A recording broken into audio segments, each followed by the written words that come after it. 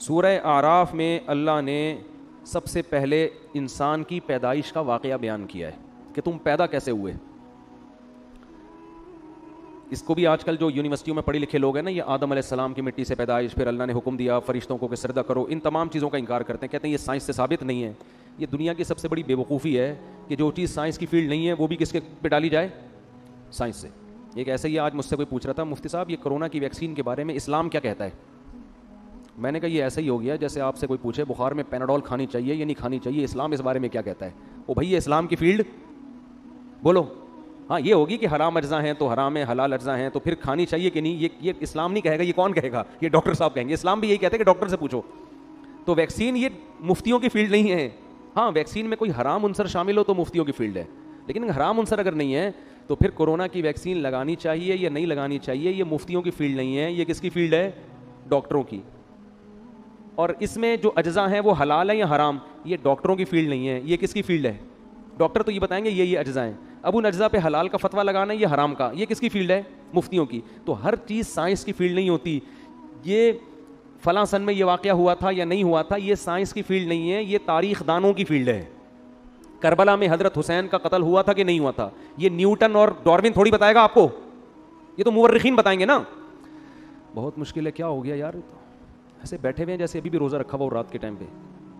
یہ تو مورخین تاریخ دان بتائیں گے. اب جب آدم علیہ السلام پیدا ہو رہے تھے تو کوئی تاریخ دان موجود تھا ہیں کہ کیسے پیدا ہوئے, پھر کیا کیا واقعات ہوئے؟ ظاہر ہے نہیں تھا. اس لیے یہ ڈائریکٹ کون بتاتا ہے؟ اللہ بتاتا ہے, کیونکہ وہ تو پہلے شخص ہے نا دنیا میں, تو اللہ بتاتا ہے. تو اس لیے اس میں یہ کہنا کہ سائنس میں تو کہیں نہیں لکھا ہوا, تو یہ پاگلوں اور بیوقوفوں والی باتیں ہیں. تو اللہ نے آدم علیہ السلام کا واقعہ بیان کیا کہ وَإِذْ قُلْنَا لِلْمَلَائِكَةِ وَلَقَدْ خَلَقْنَاكُمْ, ہم نے تمہیں پیدا کیا. اور کیسے؟ مٹی سے, آدم کو. پھر ہم نے آدم فرشتوں کو حکم دیا کہ آدم کو سجدہ کرو. یہ ہمیں دنیا میں جب لایا جا رہا ہے تو ہمیں پروٹوکول دیا جا رہا ہے. اور جو آدم کو نہیں مانتے, جو کہتے ہیں بندر سے انسان بنائے, انہوں نے انسان کو پروٹوکول بولو نہیں دیا. انہوں نے تو انسان کی ایک اتفاقی حادثے کا نتیجہ ہے وہ تو پھر انسان کی قابل عزت تھوڑی ہوا. ہمیں بتایا جا رہا ہے کہ انسان جب دنیا میں آیا بڑے اہتمام کے ساتھ آیا تھا, وہ ایسا ہی نہیں آ گیا. ساری مخلوق نے اس کو, آدم کو سجدہ کیا. شیطان اڑ گیا. اللہ نے کہا کہ تو نے سجدہ کیوں نہیں کیا؟ قال انا خیر منہ, میں اس سے بہتر ہوں.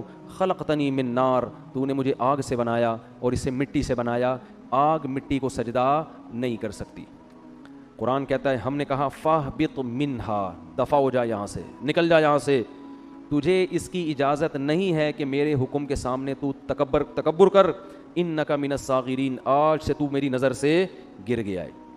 بجائے توبہ کرنے کے شیطان نے کہا انظرنی الی یوم یبعثون, اے اللہ مجھے قیامت تک کے لیے زندگی دے دے.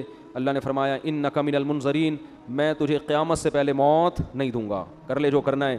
قال فبما اغویتنی, اے اللہ اس آدم کی وجہ سے تو نے مجھے گمراہ کیا ہے. لاقعدن لهم صراطک المستقیم, جب بھی یہ آدم سیدھے راستے پہ چلے گا میں اس راستے کے سامنے آ کر بیٹھ جاؤں گا, نہیں چلنے دوں گا. یہ جیلسی, حسد, اس کی وجہ سے ہوا, اس کی وجہ سے حسد میں آ گیا.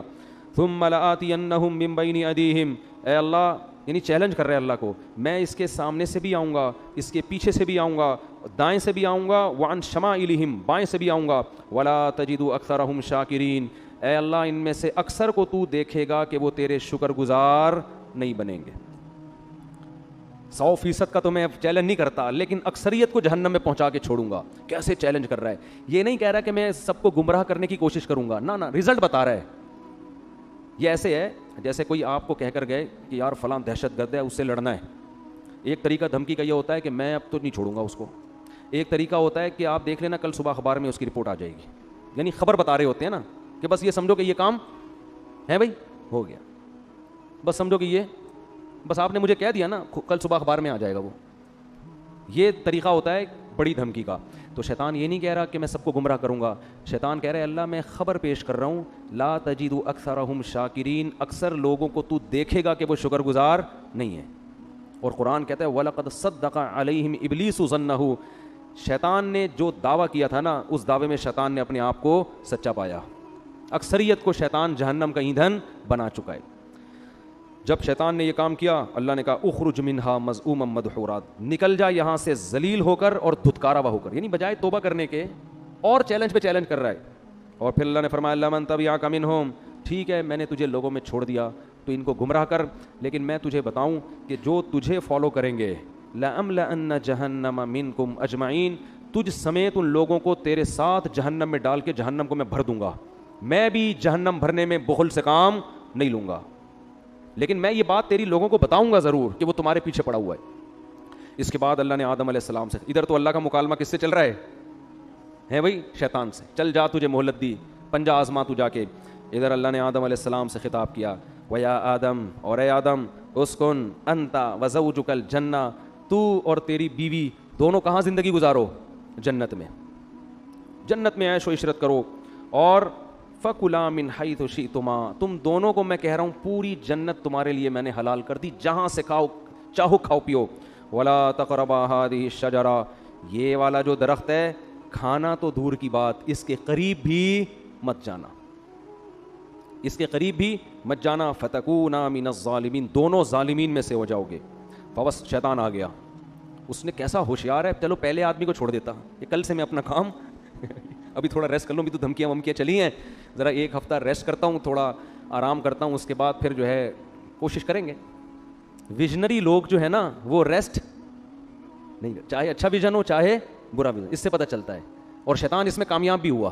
قرآن کہہ رہے اکثریت کہاں جائے گی؟ جہنم میں. شیطان نے جو کہا تھا نا کر کے دکھایا، لیکن بے وقوف یہ نہیں دیکھ رہا کہ میں بھی تو جا رہا ہوں ٹھیک ہے نا، یہ بے وقوفی ہے اس کی. اس نے کہا کوئی بات نہیں، ہم بھی جائیں گے، ان کو بھی لے کے مریں گے. تو اسی وقت سے شیطان نے کام اپنا شروع کر دیا. یہ جنت میں کیوں چلے گئے؟ قرآن کہتا ہے فوسوس لہما الشیطان، دونوں کو جا کے دل میں وسوسے ڈالنا شروع کیا شیطان نے، دل میں وسوسے. لیبدیہما ما وقال ما نہاکما ربکما عن ہذہ الشجرہ، ان کے دل میں جا کے خیالات ڈالے کہ دیکھو پوری جنت میں ہر چیز کھانے کی اللہ نے اجازت دے دی ہے، یہی والے پہ پابندی لگائی ہے، اس کا مطلب اس میں کچھ ایسی خاص چیز ہے جو دوسروں میں نہیں ہے. یہ انسان کی نیچر ہے کہ جس چیز سے روکا جائے نا، آپ تجربہ کر کے دیکھ لیں، گھر میں نا ایک الماری رکھیں اور ہر جو دراز ہوتی ہے نا اس میں کسی میں لاک نہ لگائیں، ایک میں لاک لگا دیں، اس میں کچھ بھی نہیں ہے، اس میں مری ہوئی چھپکلیاں ڈال دیں آپ بے شک. بچوں کو بولیں کہ اس کو نہیں کھولنا، بچے کسی کو نہیں کھولیں گے سوائے اسی کو کھولنے کی، ان کو ہوگا. وہ یہ شیطان وسوسے ڈالتا ہے، وہ نافرمانی کرواتا ہے. اب آدم علیہ الصلوۃ والسلام کے دل میں اور اماں حوا ان کی زوجہ دونوں کے دل میں شیطان نے وسوسہ ڈالا اور کہنے لگا ما نہاکما ربکما عن ہذہ الشجرہ، دیکھو اس درخت میں کچھ تو ہے، اللہ چاہتا ہے کہ تمہیں جنت تو ملے لیکن وقتی، عارضی، موت تو ہے نا، وہ تو یہاں بھی مرو گے تم. تو لگتا ہے کہ اس درخت میں ایک چیز ہے کہ یہ درخت کھاتے ہی ہمیشہ زندگی، موت، یہ ایسی ویکسین لگ جائے گی یہ کرونا سے حفاظت کی ویکسین ہے، اور کرونا نہیں بلکہ یہ موت سے حفاظت کی کیا ہے؟ ویکسین ہے. یہ کھاتے ہی موت پروف ہو جاؤ گے. اور دوسری بات فرشتے بن جاؤ گے جن کی ہزاروں سال عمریں ہوتی ہیں. یہ چکر ہے. قرآن کہتا ہے ایسے دل میں بار بار بار بار. اب پیغمبر جو ہے نا ان کے بارے میں پوری امت کا اجماع ہے، ان سے صریح نافرمانی نہیں ہوتی، البتہ یہ ضرور ہے کہ ان سے اجتہادی غلطی ہو جاتی ہے. تو علماء کہتے ہیں کہ آدم علیہ السلام کے دل میں خیال آیا اور اماں ہوا کہ اللہ نے یہ والا درخت منع کیا ہے نا، تو یہی درخت وہاں بھی اگا ہوا ہے، وہاں بھی اگا ہوا ہے، تو وہاں سے کھا لیتے ہیں، کیونکہ اللہ نے تو حاضی ہی کہا تھا یہ والا. حالانکہ اللہ کی مراد یہ تھی کہ یہ کا مطلب پوری جنت میں کہیں بھی یہ والا درخت نہیں کھانا. تو آدم علیہ السلام نے تعویل کر لی، اماں ہوا نے بھی، یہ والا کا ہے وہ والا تھوڑی کا ہے، اور شیطان وسوسے ڈال رہا ہے کہ کھا لو بھائی کھا لو بھائی. جا کے قرآن کہتا ہے فلما ذاق الشجرہ، کھانا تو دور کی بات، ابھی زبان پہ پھل کو رکھا اور چکھا ہی تھا، فوراً اللہ کی طرف سے پہلا عذاب کیا آیا، وطفقا بدت لہما سوآتہما، اللہ نے دونوں سے جنت کا لباس چھین لیا، دونوں برہنہ ہو گئے. وطفقا یخصفان علیہما من ورق الجنہ، اور شرم کی وجہ سے جلدی جلدی جنت کے درختوں کے پتوں کو اپنے اوپر ڈالنے لگے. دیکھو دونوں میاں بیوی تھے اور میاں بیوی کا آپس میں کوئی پردہ نہیں ہوتا، اس کے باوجود اس سے پتہ چلتا ہے کہ حیا کا تقاضا ہے کہ نارملی عام حالات میں میاں بیوی لباس کے اندر رہیں، ایک دوسرے کے سامنے اپنے سطر کو ظاہر مت کریں. اس سے آپ اندازہ لگاؤ کہ جو ہماری لبرل خواتین جو کسی کی بیوی بھی نہیں ہیں، غیر محرم مرد کے سامنے نارمل حالات میں نیم برہنہ لباس پہن کے گھومتی ہیں، قرآن کی نظر میں وہ کس قدر بے حیا ہیں. یعنی بیوی کو بھی کہا جا رہا ہے کہ نارمل حالات میں جب میاں بیوی کا کوئی ریلیشن نہ ہو اس وقت تو نارمل پراپر ڈریس میں ہونا چاہیے. حالانکہ میاں بیوی کا کوئی پردہ نہیں ہے, لیکن یہ حیا کا تقاضا ہے. اور وہ عورت جو کسی ایسے مرد کے سامنے اپنے جسم کو ظاہر کرتی ہے جو اس کا شوہر بھی نہیں ہے اور نارملی اس ڈریس میں گھومتی ہے, اسکرٹ پہن کے گھوم رہی ہیں, سلیو لیس کپڑے پہن کے گھوم رہی ہیں, اس کا مطلب یہ لوگ آدم علیہ السلام اور اماں ہوا کی نیچر پر نہیں ہیں. انہوں نے اپنی خاندانی پرمپرا کو چھوڑ دیا ہے. اصل تو ہمارا خاندان آدم اور ہوا والا ہے نا, یہ اپنے کلچر کو فالو نہیں کر رہے. یہ آدم اور ہوا کی نیچر پہ نہیں ہے, یہ فطرت پہ نہیں ہے یہ لوگ. تو فطرت اس کا تقاضا کرتی ہے کہ میاں بیوی بھی عام حالات میں, نارمل حالت میں وہ ایک دوسرے کے سامنے اپنے جسم کو ظاہر کرتے ہوئے شرم محسوس کرتے ہیں. تو اب القرآن کہتا ہے فطفقا یخصفان علیہ وناداہما ربہما, فوراً رب نے ان دونوں کو پکارا. الم انہکما عن تلکما الشجرہ, کیا میں نے تم دونوں کو منع نہیں کیا تھا یہ درخت مت کھانا؟ واقل لکما ان الشیطان لکما عدو مبین, کیا میں نے کہا نہیں تھا کہ شیطان تمہارا دشمن ہے؟ اس سے پتہ چلتا ہے کہ اللہ تعالیٰ یہ واقعہ آدم علیہ السلام کو بھی سنا چکے تھے کہ دیکھ آدم, سب نے سجدہ کیا ہے, شیطان نے نہیں کیا, اور یہ تمہیں اور تمہاری بیوی کو گمراہ کرے گا. اب دیکھو ہوا کیا ہے, شیطان کو اللہ نے کہا تھا نا کہ سجدہ کیوں نہیں کیا, شیطان نے فوراً لاجک پیش کرنا شروع کر دی, میں بہتر اور یہ کیا ہے, یہ مجھ سے کمتر ہے. لیکن آدم علیہ السلام نے یہ کام نہیں کیا. آدم علیہ السلام نے یہ نہیں کہا کہ اللہ میں جنت میں آیا ہوں, تو نے یہ والا کہا تھا, میں نے وہ والا کھایا, یہ والا تھوڑی کھایا. جیسے بچے نہیں فوراً شروع کر دیتے ہیں, فوراً عذر پیش کرنا شروع کر دیتے ہیں, میں نے یہ والا تھوڑی, میں نے تو وہ والا کھایا ہے. اور دوسری بات یہ کہ ایک دفعہ کھا لیا نا, ابھی کھایا کہاں ہے, وہ تو چکھا ہی تھا, ٹھیک ہے نا, کھایا کہاں ہے, ابھی تو زبان پہ رکھا تھا, کھانے دیا کہاں تو نے. دوسری بات یہ کہ اللہ جب تو نے پوری جنت میرے لیے حلال کر دی تو ایک درخت پہ پابندی لگانے کا کوئی فلسفہ میری سمجھ میں آتا ہے نہیں. ٹھیک ہے آئندہ میں احتیاط کروں گا, نہیں کھاؤں گا, لیکن یہ مائنڈ میں آنے والی بات ہے نہیں آ رہی بات. آج یہی ہو رہا ہے نا, شریعت عورت کو حکم دے رہی ہے پردہ کرو. خواتین کہتی ہیں ایکچولی پردے کی معاشرے میں ضرورت کیا ہے, مرد کی آنکھوں میں حیا ہونی چاہیے. یہ ان لوگوں کا کام ہے جن کے دلوں میں خدا کا خوف نہیں ہے, جیسے کہ شیطان کے دل میں نہیں تھا. اللہ نے حکم دیا, نبی نے حکم دیا داڑھی بڑھاؤ, رکھ لو بھائی داڑھی, نہیں رکھتے توبہ استغفار کرو. نہیں, ایکچولی وہ تو اس دور کا کلچر تھا, ایکچولی وہ تو یوں تھا, ایکچولی وہ تو یوں. اسلام کو داڑھی میں تھوڑی پورا اسلام رکھا ہوا ہے. اصل تو انسان کا کردار اچھا ہونا چاہیے, اخلاق اچھے ہونے چاہیے, دل نہ دکھاؤ. اور بھائی داڑھی رکھنا فرض ہے. اللہ نے موسیٰ علیہ السلام کو کوہ طور پہ بلا کے حکم دیا تھا کہ یہودیوں سے کہیں داڑیاں رکھیں, داڑھی مت کٹائیں. ہمارے نبی کی بخاری مسلم کی حدیث ہے, یہود و نصارہ کی مخالفت کرو, داڑھی بڑھاؤ. تمام پیغمبروں کی داڑیاں تھیں, تمام پیغمبروں کی. لیکن آپ دیکھ لو ہمارا لبرل طبقہ ایکچولی یوں ہے, دل میں داڑھی اندر ہونی چاہیے, اندر نہیں باہر بھی ہونی چاہیے داڑھی. اندر کا کوئی فائدہ نہیں ہے, باہر داڑھی پراپر ہونی چاہیے. نہیں رکھی جاتی توبہ استغفار کرو, اللہ سے مانگو, اللہ کے حکم کو تبدیل مت کرو. تو ہر چیز میں ایسا ہی ہو رہا ہے کہ پردے کے معاملے میں آپ دیکھ لو, اور دوسری شادی میں بھی یہی ہو رہا ہے. بات آ گئی ہے تو جلدی سے تھوڑی سی کر کے نکلتا ہوں آگے. بھائی 4 شادیوں کی اللہ نے مرد کو اجازت دی ہے کہ اگر وہ عدل کر سکتا ہے تو کرے. ایکچولی وہ اصل میں وہ تو اس دور میں جنگوں میں مرد اتنے شہید ہو جاتے تھے, ایکچولی اس دور میں آدمی میں کہاں. بھائی اللہ کا اجازت ہے تو اس کا مطلب اجازت ہے, کسی کا باپ بھی اس اجازت کو ختم نہیں کر سکتا. جاؤ ایسی کی تیسی, ہے تو ہے, اس میں کون سی شرمندگی کی بات ہے بھائی, اللہ نے اجازت دی ہے, دیٹس آل. عدل کرنا نہ کرنا اس کی ذمہ داری ہے نا, جو کر رہا ہے. نہیں کرے گا تو اللہ پکڑے گا اس کو. ہر چیز میں اسلام نے حکم دیا جلدی شادی کرو بالغ ہوتے ہی. ایکچولی اس دور میں اتنے مسائل ہیں, ایکچولی بچہ نہ سمجھی, شادی کوئی گڑیوں کا, یہ باتیں ہو رہی ہوتی ہیں معاشرے. ابھی میرا وہ کلپ آیا ہے, لوگوں نے اس کو بھی ایک مزاحیہ اس میں لے گئے کہ اللہ کرے مفتی طارق مسعود صاحب وزیر اعظم بن جائیں. میں نے کہا نا میں وزیر اعظم بنا تو میں ڈنڈے سے مار کے شادیاں کروں گا. تو نیچے لوگوں نے کہا اللہ کرے جلدی سے میرے وزیر اعظم بننے کا انتظار مت کرو, ویسے ہی کر لو. سمجھ رہے ہو کہ نہیں سمجھ رہے؟ تو نہیں کرتے کوئی بات نہیں ہے, لیکن مانو تو نا. تو جو بھی اللہ کو, سود حرام ہے, خام میں اس پہ حلال کا لیبل مت لگاؤ. سود پر انشورنس جوا اور غرر ہے, یہ حرام ہے, چاہے انسانیت کو فائدہ ہی ہو رہا ہو. اللہ نے منع کر دیا بھائی, خمر میسر والمیسر والانصاب والازلام, یہ خرید و فروخت کا تجارت کا جائز طریقہ نہیں ہے. حج آپ کو زندگی میں ایک بار کرنا پڑے گا. حج کے پیسے کسی غریب کو کھلاؤ گے تو حج ادا نہیں ہوگا. قربانی سے ہوگی. لوگ کہتے ہیں قربانی کے پیسے سے کسی لڑکی کو جہیز دے دو, جہیز دینے سے جہیز کا ثواب مل جائے گا. قربانی جب حضرت اللہ نے ابراہیم علیہ السلام کو کہا تھا نا بچے کو ذبح کرو, تو ابراہیم علیہ السلام نے یہ نہیں کہا تھا کہ اللہ اس سے بہتر ہے کہ میں کسی بیوہ کی شادی کرا دوں بھائی یہ کیسا حکم دے رہے بچوں کو ذبح کرو. اے اللہ میں کسی غریب کو جہیز دلا دیتا ہوں. اے اللہ میں ایک ہسپتال کھول لیتا ہوں جس میں غریبوں کا فری علاج ہوگا. اگر ابراہیم علیہ السلام اللہ سے اس قسم کے اعتراضات کرتے نا تو خلیل اللہ نہ بنتے. یہ شیطان کا کام ہوتا ہے کہ میں کیوں کروں, یہ کچھ اور بول دے. اللہ اس وقت شیطان سے کہتے کہ چل تو سجدہ نہیں کرنا نہیں کر, تو 1 کروڑ رکعت کی نیت باندھ لے.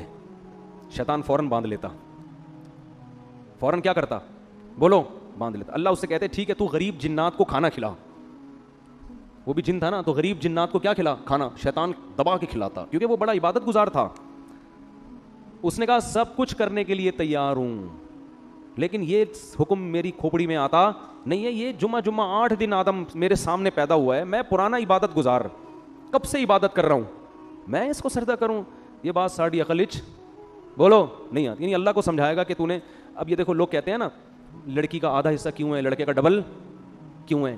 اس کا مطلب آپ اللہ کو مشورے دے رہے ہو کہ اس نے بہن کا آدھا کیوں رکھا اور بھائی کا ڈبل کیوں رکھا. خواتین سے ہم کہتے ہیں مرد گھر کا سربراہ ہے, آپ کو اس کی اطاعت کرنی ہے.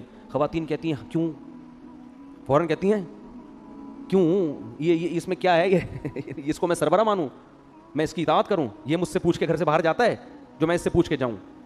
بھائی مرد کو اللہ نے پابند نہیں کیا ہے کہ وہ بیگم کو جہاں بھی جائے بتا کے جائے. عورت کو پابند کیا ہے کہ جب وہ گھر سے نکلے گی میاں کو بولو بتا کے جائے گی. ہاں مرد بھی اگر بتا کے جاتا ہے تو ایک اچھا میاں کہلائے گا وہ مارکیٹ میں, جو آج کل شارٹ ہیں. اچھی بات ہے, اخلاق کا تقاضا ہے, جہاں جا رہے ہو بتا دو. کوئی غلط, کوئی بم پھاڑنے تھوڑی جا رہے ہو, کوئی چرس پینے تھوڑی جا رہے ہو, دوستوں میں جا رہے ہو, بتا دو بیگم میں ذرا بیٹھا ہوا ہوں. اخلاق کا تقاضا اور, لیکن قانون کیا ہے کہ رخصتی عورت کی ہوتی ہے آدمی کی نہیں ہوتی, وہ باؤنڈری ہے. لیکن آج کل سسٹم الٹ, آدمی کی ایسی کی تیسی ہو جاتی ہے, کم وقت 2 منٹ نہیں کہیں بیٹھ سکتا, لوکیشن پہ پتہ چل رہا ہوتا ہے کہاں بیٹھا ہوا ہے اس وقت پوری میپ پہ لوکیشن ڈالی ہوئی ہوتی ہے, اپنے بندے کا DNA ڈالا ہوا ہوتا ہے اس میں. تو لوگ پھر ڈپریشن میں آتے ہیں, یار گھر سے باہر کہیں آزادی ختم ہو گئی. تو اس کو اللہ نے پابند کیا ہے. ہاں پابند کا یہ مطلب نہیں کہ جیل خانے میں ڈال دیا, اب اس کو کہیں جانے ہی نہ دیں آپ, لیکن شوہر کو اعتماد میں لینا ضروری ہے. اب خواتین کہتی کیوں, ہم تو مرد کے برابر ہیں. بھائی اللہ نے نہیں بنایا آپ کو, للرجال علیہن درجہ, اللہ کہتے ہیں میں نے مرد کو عورت پر ایک درجہ فضیلت دی ہے. تو عقل مند عورت کہے گی بھائی اللہ نے اس میرے میاں کو میرا سربراہ بنا دیا, اے اللہ میں تیرے حکم پہ راضی ہوں, اگرچہ مجھے کھوپڑی میں آتا نہیں ہے لیکن میں اس کو سر کا تاج بناؤں گی, اس کی خدمت کروں گی, اس کو عزت دوں گی, اس کو احترام دوں گی. عقل مند عورت یہ کرے گی کس کو خوش کرنے کے لیے, اللہ کو, کہ بھائی یہ بھی مر جائے گا ایک دن تو مجھے اللہ اس پہ کیا دے گا, اجر, کہ تو نے اپنے شوہر کو راضی رکھا تھا. اور اللہ نے میاں کو پابند بنا دیا کہ سارا خرچہ کس کے ذمے ہے, تمہارے ذمے. اب میاں بیوی کو سمجھا رہا ہوتا ہے ایکچولی آج کل مہنگائی کا دور ہے, ایکچولی تم بھی جاب کرو, دیکھو گھر مل کے ایسے نہیں ہوتا, یہ ٹوپی ڈرامے ہیں بھائی. جب اللہ نے کہہ دیا بما انفقوا من اموالہم, مہنگائی ہو یا سستائی ہو, گھر کا سارا خرچہ کس کے ذمے ہے, آدمی کے ذمے. تو اب اللہ کو مشورے دینے کی ضرورت بولو نا یار نہیں ہے. تو ہم سب ہیں شیطان ہی, ٹھیک ہے نا, جس طرح سے اسٹائل ہے نا ہمارا, بدنام شیطان کو کیا ہوا ہے, کام سارے ہمارے بھی وہی ہیں. تو شیطان نے کہا تھا نہیں میری کھوپڑی میں نہیں آ رہا, آدم کو اللہ نے کہا میں نے منع کیا تھا مت کھانا, تو آدم علیہ السلام نے یہ نہیں کہا ایکچولی اللہ مجھے اصل میں کنفیوژن ہو رہی تھی تھوڑی, یہ والا یا وہ والا, تو اصل میں وہ نا نا نا نا نا نا. جیسے ہی اللہ نے کہا میں نے منع کیا تھا, آدم نے کہا ربنا ظلمنا انفسنا, دونوں مل کے دعا مانگنے لگے میاں بیوی, اے ہمارے رب ہم نے اپنی جان پہ ظلم کیا, کوئی عذر نہیں, غلطی ہو گئی. وَإِن لَّمْ تَغْفِرْ لَنَا, اب بھکاری بن کے مانگ رہے ہیں اللہ تیرے رحم و کرم پہ ہیں ہم, تو چاہے تو شیطان کی طرح ہمیں بھی دھتکار سکتا ہے ہمیشہ کے لیے, لیکن ہم تباہ ہو جائیں گے, ہم کیا ہو جائیں گے, برباد. ہم پہ طرز کھا اور ہمارے اس جرم کو معاف کر دے. اللہ کو یہ کلمات اتنے پسند آئے, قرآن کہتا ہے ثم اجتباہ ربہ فتاب علیہ وہدا. 3 احسان کی اللہ نے آدم پر. ایک اجتباہ, آدم کو کی دوبارہ ویسے ہی سلیکشن ہو گئی جیسے پہلے, جیسے کسی عہدے سے برطرف کر دیا جاتا ہے نا, ایسا جو صاحب کو نکال دیا فوراً وہ عہدہ کیا ہو گیا, بحال. تو اللہ کی نظر میں آدم کا جو مقام تھا نا اس غلطی سے پہلے, اللہ کہتے ہیں اجتباہ, وہ مقام میں نے آدم کو دوبارہ دے دیا. ثم اجتباہ ربہ فتاب علیہ. نمبر 2, گناہ بھی معاف کر دیا. صرف دنیاوی لحاظ سے جو عہدہ ملا تھا وہ واپس نہیں ملا, بلکہ جو غلطی تھی وہ بھی معاف. اور پھر ایک اور احسان یہ کیا, وہدا, آئندہ کے لیے ان کو یہ توفیق دی کہ سیدھے راستے پہ چلیں اور ایسی غلطی نہ کریں. یہ تگڑی توبہ کی علامت ہوتی ہے کہ دوبارہ گناہ سے انسان کی حفاظت. ایسا بنا دیا کہ اب غلطی پروف ہو گئے, کیا ہو گئے, اب نہیں ہوگی یہ غلطی, اب میں حفاظت کروں گا آپ کی توبہ مجھے اتنی پسند آئی ہے, اب آپ سے یہ غلطی میں نہیں ہونے دوں. شیطان وسوسے ڈالے گا, اب میں شیطان کی راہ میں رکاوٹ بنوں گا. بعض دفعہ ایسی خاندانی توبہ انسان کرتا ہے کہ اللہ پھر اس کو توفیق دیتے ہیں کہ وہ غلطی سے بچے, لیکن پھر بھی غلطی ہوتا ہے, پھر بھی توبہ کرو. تو اس سے ہمیں پتہ چلتا ہے کہ بھائی ہم خطا کے پتلے ہیں, ہم سے ہو جائے گی تو ہم شیطان والے راستے پہ نہیں چلیں گے, توبہ کریں گے اللہ سے. جب اللہ نے آدم علیہ السلام کو یہ فرمایا تو اللہ نے فرمایا توبہ تو قبول ہے, لیکن اب آپ کو زمین پہ رہنا ہے. یہ تو ایک میں نے ریہرسل کروائی تھی, ٹھیک ہے نا, جنت دکھائی آپ کو کہ آپ کو اس کے لیے بنایا ہے, اور توبہ کی آپ نے, تو اب آپ اصل میں تو آپ کو دنیا کے لیے پیدا کیا ہے میں نے.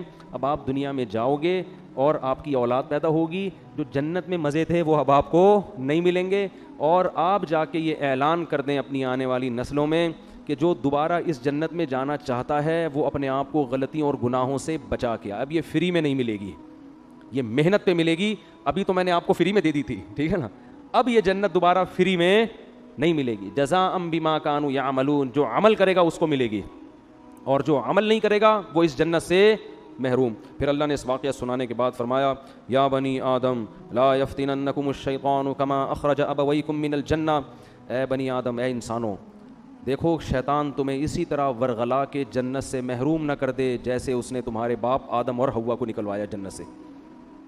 سمجھ میں آ رہی ہے بات کہ نہیں آ رہی؟ اللہ ہمیں تنبیہ کر رہے ہیں کہ آدم کو تو جنت میں جاتے ہی پیچھے پڑ گیا تھا, تو تم بھی جب بالغ ہوتے ہو نا اور احکام کے مکلف ہوتے ہو, اسی وقت شیطان تمہارے پیچھے پڑ جاتا ہے. اور اللہ نے فرمایا انہ یراکم ہوا وقبیلہ من حیث لا ترونہم, شیطان اور اس کے شتونگڑے یہ تمہیں اس طرح سے دیکھ رہے ہیں کہ تم اس شیطان کو دیکھ نہیں سکتے, یہ تمہیں نظر نہیں آتا.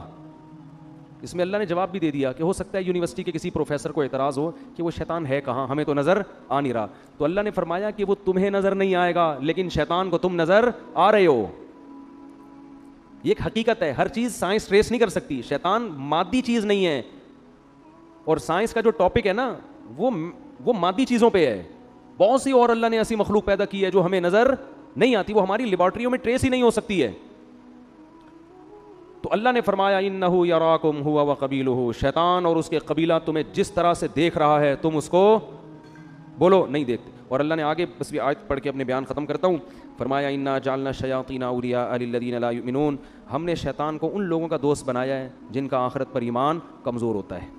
اگر جنت پر آخرت پر ایمان مضبوط ہو, اس کا استحضار ہو, تو شیطان کا وار پھر آسان نہیں ہوتا. تو اس سے پتہ چلتا ہے کہ شیطان کے شر سے بچنے کے لیے یہ ضروری ہے کہ موت کا, قبر کا, آخرت کا استحضار کیا جائے, بار بار سوچا جائے کہ ایک دن آئے گا, ہمیں اللہ کے سامنے حساب دینا ہے. اور اسی سورہ اعراف میں اللہ نے فرمایا کہ جو لوگ آخرت کو بھول کے بیٹھے ہوئے ہیں نا, الیوم ننساہم کما نسوا لقاء یومہم ھذا, آج کے دن ہم ان کو ایسے ہی بھول جائیں گے جیسے یہ دنیا میں حساب کتاب کے دن کو بھول گئے تھے. پھینک دیں گے ہم ان کو آگ میں اور بھول جائیں گے ہم, کیونکہ انہوں نے دنیا میں حساب کتاب کو یہ بھول گئے تھے. تو اس سے پتہ چلتا ہے بھائی کہ ہمیں حساب و کتاب کے دن کو بار بار یاد رکھنا ہے. گھروں میں اس کا تذکرہ کیا کریں, دوستوں میں تذکرہ کیا کریں, بھائی ایک دن حساب و کتاب کا آنے والا ہے. پیغمبروں کو اللہ عدالت کے کٹہرے میں کھڑا کرے گا, ہم اور آپ کس کھیت کی مولی ہیں بھائی. تو بار بار جب اس کا احتضار ہوگا نا بھائی حساب کتاب, یہ آپ کو موٹیویٹ بھی کرے گا اور غموں سے نجات بھی دے گا. کسی نے آپ پہ ظلم کیا, پیسے لے کے بھاگ گیا, اب وہ میرے انگوٹھے جو وہ سبزی والے کے جو انگوٹھے میں لے کے بیٹھا ہوا تھا, مجھے تسلی کس سے ہوئی بھائی ایک دن حساب و کتاب کا آنے والا, مل جائیں گے آخرت میں. وہ سبزی والا بولو ملے گا, میں بولوں گا بیٹا کہاں ہے پیسے نکال. اب پیسے تو نہیں ہوں گے, اپنی نمازیں دے دے مجھے, ٹھیک ہے نا, میرے گناہ اپنے اوپر لاد لے.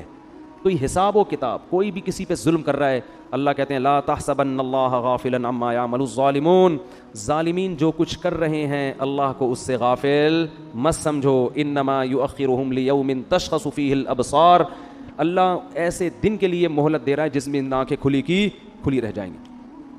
تو ایگریمنٹ توڑنا طاقتور کے لیے بہت آسان.